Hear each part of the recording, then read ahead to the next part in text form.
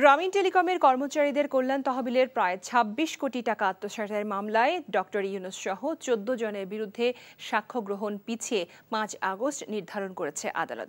সকাল ১১টার দিকে মহানগর দায়রা জজ আদালতে হাজির হন ডক্টর মোহাম্মদ ইউনূস।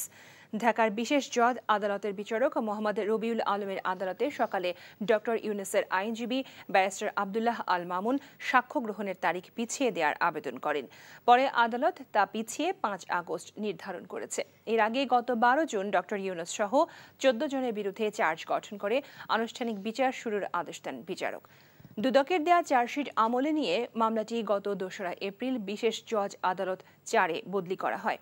চলতি বছরের ৩০ জানুয়ারি ২৬ কোটি টাকা আত্মসাৎ ও পাচারের অভিযোগে গ্রামীণ ব্যাংকের প্রতিষ্ঠাতা ডক্টর ইউনূস সহ ১৪ জনের বিরুদ্ধে আদালতে চার্জশিট দেয় দুদক।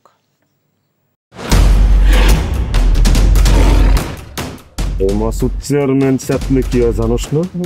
এমন মায়ের মারুম কুত্তার মতো খালি সাইড পারবি। তুই যদি আমার বউ আস, তুই হবি রাজরানী আর আমার বউ টুনি বিবি তোর বান্দি। আমার সংসারটা কেন ভাঙতে সময় না? নিজের জামাই আটকা রাখতে পারেন না? কেমন বউ আপনি? কেলেঙ্কারির আর কি বাকি আছে? বদনাম তো শৈলেই লাগছে। আপনার প্রথম বউ কি আত্মহত্যা করছিল নাকি আপনি মারছেন?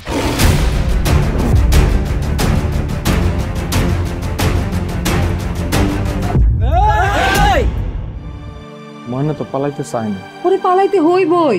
ময়না রে, তুই আমারে মাফ করে দিস।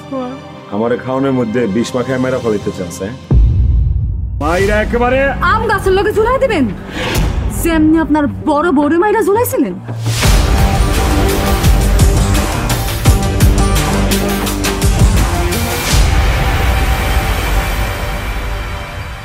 এখন জন্ম সনদ দিয়ে খোলো বিকাশ স্টুডেন্ট অ্যাকাউন্ট।